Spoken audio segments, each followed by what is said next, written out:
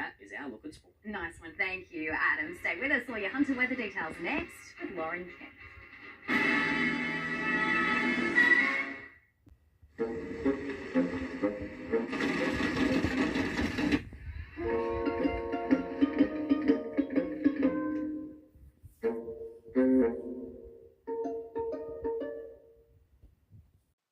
Transform your home into a haven with cool, pure, clean air, creating a world of perfect comfort. Take your home to the next level with the air specialists.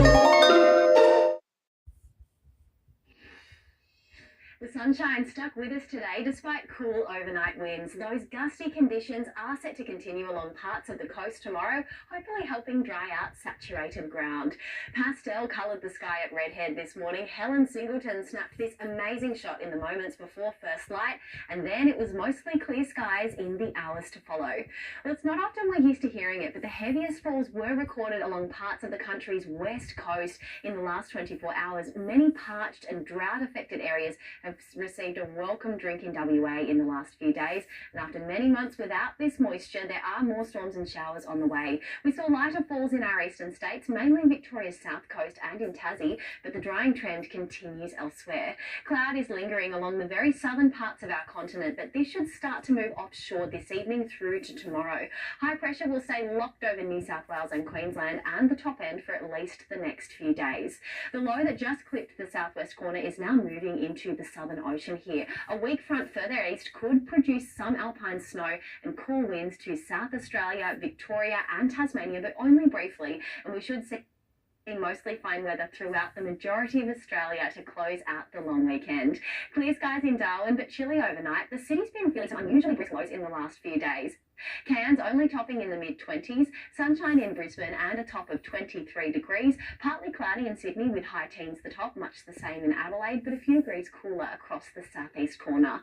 Partly cloudy throughout the Hunter as well today, with the wind chill adding to that chill factor a little bit along the coast, getting up to 19 degrees at Nobbies, 18 at Maitland and 19 at Scone. Expect that to remain the case to close out the long weekend, tending in a slightly more southerly direction towards the end of the day, and it will be fairly clear skies for most of the day as well, so don't be too surprised if it feels around 5 degrees cooler than the registered top temps. Single digits to start the day, then up to the high teens right along the coast, getting to 17 at the entrance and 19 in Newcastle. The Hunter Valley and the Upper Hunter will pretty much match these numbers, maxing out at 18 degrees in Cessnock, 19 at Maitland and 18 the top at Muswellbrook. Taking a look at coastal conditions for tomorrow, we do have a strong wind warning in place with 2.5 metre seas and a 1 metre swell and quite wind affected.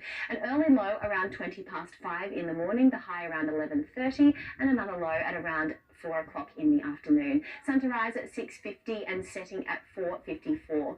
Well, it's set to be a little bit wind affected as mentioned, but an otherwise mostly fine end to the long weekend in Newcastle. The chance of a shower or two though later in the week. Remaining dry in the Upper Hunter for the next few days, but struggling to warm up during the day, and it will be much the same in Gosford, with light rain possible to start next weekend ahead of a slightly cooler change. And checking out the surf, things were a little bit whipped up across Newcastle beaches today, and we can expect that to remain the case for the days to follow.